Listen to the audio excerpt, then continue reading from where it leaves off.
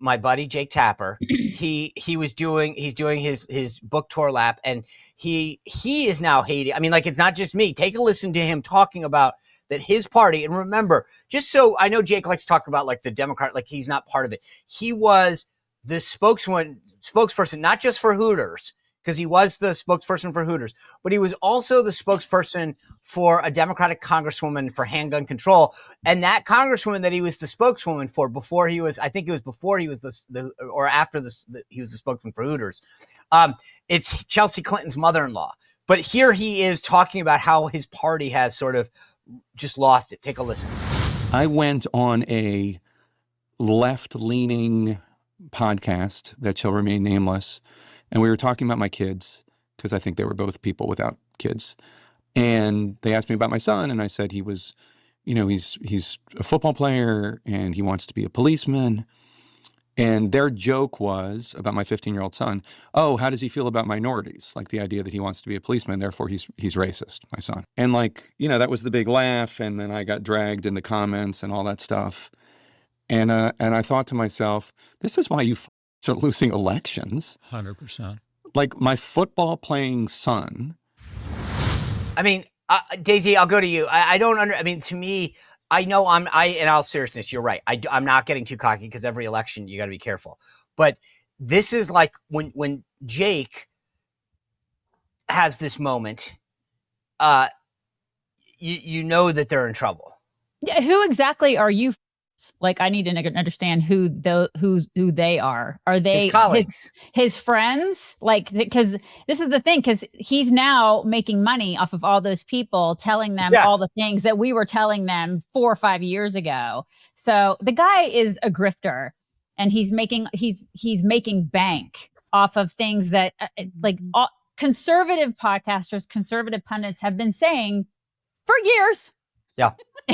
Drives me crazy. That guy is such I'm sorry if you're friends with him, Sean, but he's a colossal loser. Okay, hold on.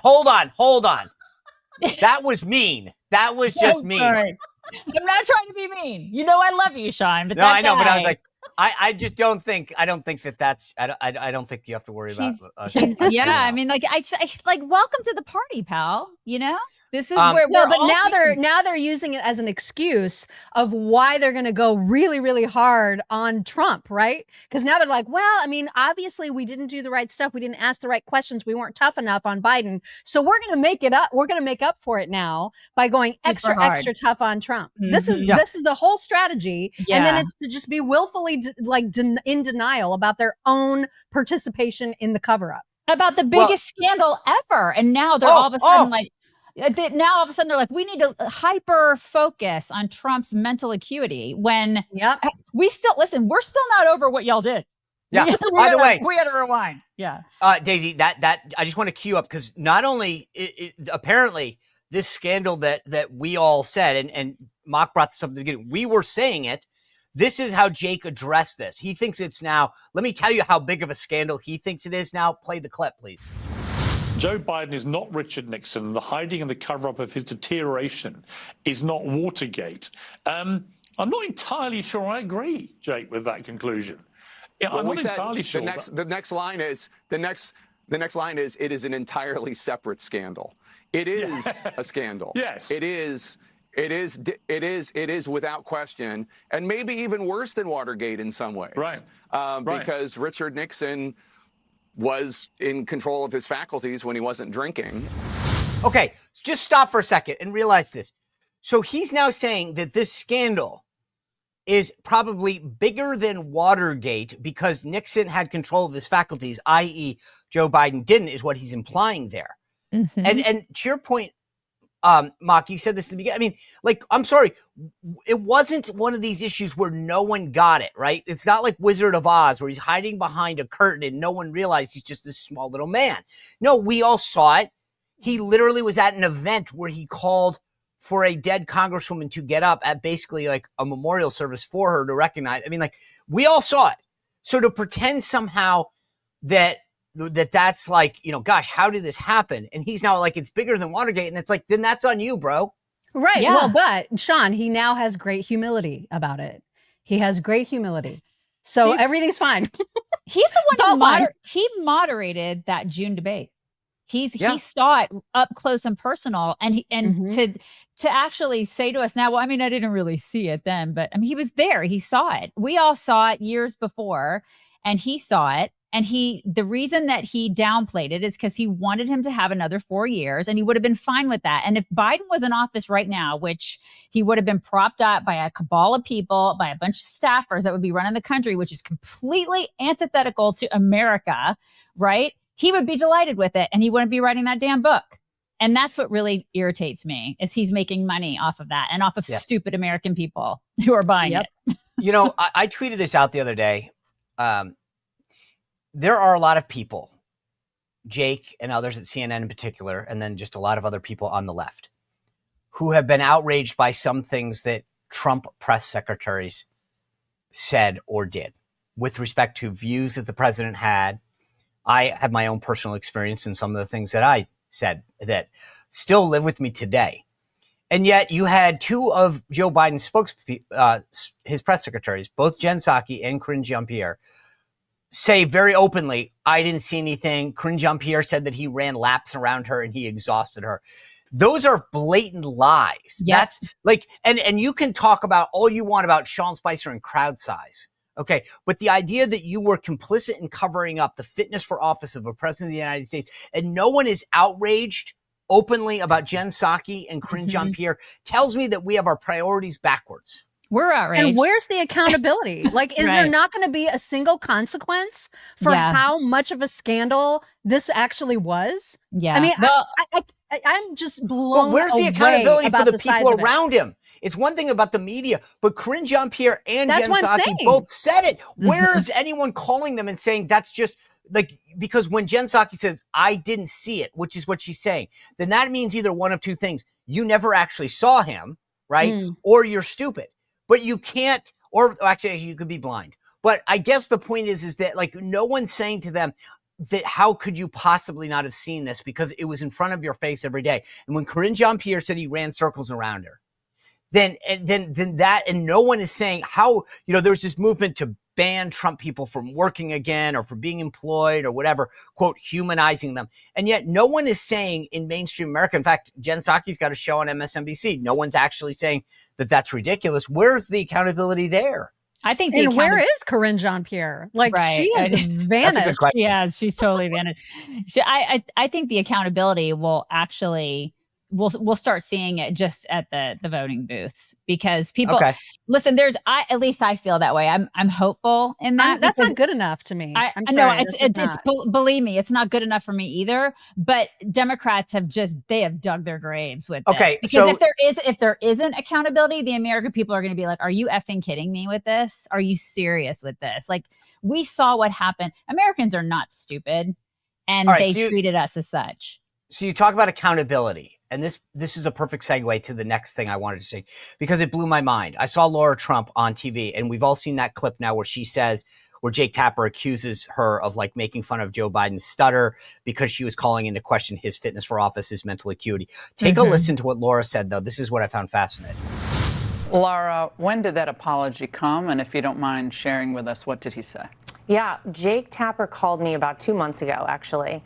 And he said, I have this book coming out, and I know everybody's saying that I should apologize to you. I plan, whenever the book comes out, to go on TV and I will say, you were right and I was wrong. And I guess to Jake's credit, he did that. Now, Laura, I think the overarching thing here, though, is that the damage is done, right? We were so close to something so dangerous happening to this country. I mean, look at what actually happened. Look at the millions of illegal immigrants able to pour in.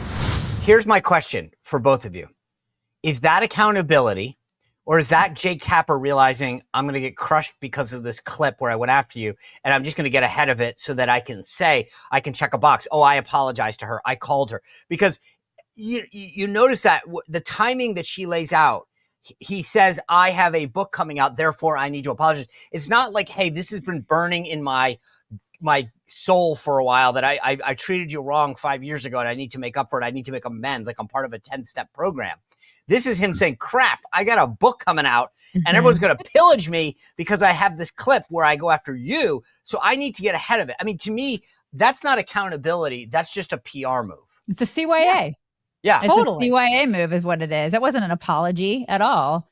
He totally did that because he knew the book was coming out and he was covering his butt. That's what he And was he couldn't doing. even bother to do it, like, I guess at whatever moment it was when he realized, holy crap, I was really wrong on that and she was right. How about apologizing way back then when you were still writing the book? But no, it was after it was ready to go, after the deal was done and signed and he's going to get his big fat paycheck. Yep. That's when he decided to be able to say on Megyn Kelly's show, oh, I have apologized. I You mean, know what I'm it not was? going to They disclose claimed they it, but I hired have. They claim they hired a fact checker, and I have a feeling the fact checker said, "Hey, Jake, I read this, and this is going to come up." Like, I don't. This was not altruistic. This was calculated. All right, I want to touch on one more thing before we go because I know you guys covered it on your show this morning, and I feel like yesterday the president pardoned these two reality television stars. And I don't know that it's going to get a lot of attention or that most people, but this is Margot Martin posted this clip of President Trump calling Savannah Chrisley, the daughter of them, to tell them this is happening with Alice Johnson, his pardon czar, in the Oval. Take a look at this.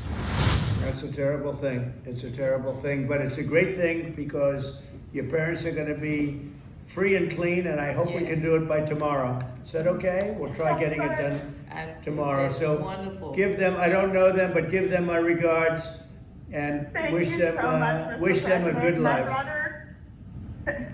Mr. President. Yes. How are you? I just want to say thank you for bringing my parents back. So I want to get you guys, here's the deal. The two parents, they had a reality show called Chrisley Knows Best. They got convicted of some like fraud issues.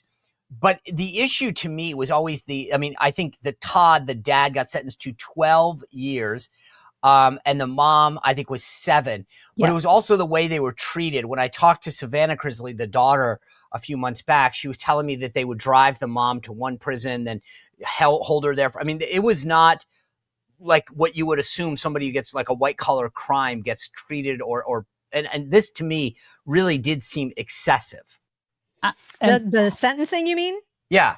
Well, yeah, yeah, totally. Especially I think it was. There are rapists who get like 6 years. So our justice system in general is kind of, as Mock would say, borked. It's a little borked. It's a little skewed and borked. Yeah. So when you guys talked about, what do you, I'm just sort of intrigued by it because I don't know, because they've been in jail, like the show's off the air. Savannah has done a great job of really advocating for her parents and trying to get attention. She spoke at CPAC. She's been a supporter of the president. And I got to believe that had it not been for Donald Trump, her parents would have served out that full sentence. There was a business partner. There's other details that, I don't know all the ins and outs of it, but I know there was a business partner that did not get any time. He got immunity, I guess, and he can't be tried for any of the crimes involved. And now he's walking scot-free. And apparently she says that he set them up. He set her parents up. So there's that whole side to the story. Do I know what happened? I don't know. But I will say that like when it comes to tax evasion and bank fraud, when it comes to financial crimes like this, I find it interesting that, he gets 12 years, she gets 7 years, and like somebody like a Nancy Pelosi is just walking around. Yeah, and Hunter Biden gets a pardon. Walking around. Hunter Biden got a pardon, and then like all of Biden's family gets a preemptive pardon. There's a whole list of people that got preemptive pardons where you're like, wait a second, unless you do something, why would you get a pardon? Yeah, because they're blanket pardons. They're literally anything that you ever did during that time forgiven. So why does that happen? Oh, all right, ladies, we got to leave it there. I always love our conversations. They're fun. And now we know a lot more about taxes. And peace porn. And peace porn. And peace porn. And also the browsing habits of Mock. Well, if you enjoyed this content, make sure to like this video, subscribe, and click the notification bell to get more.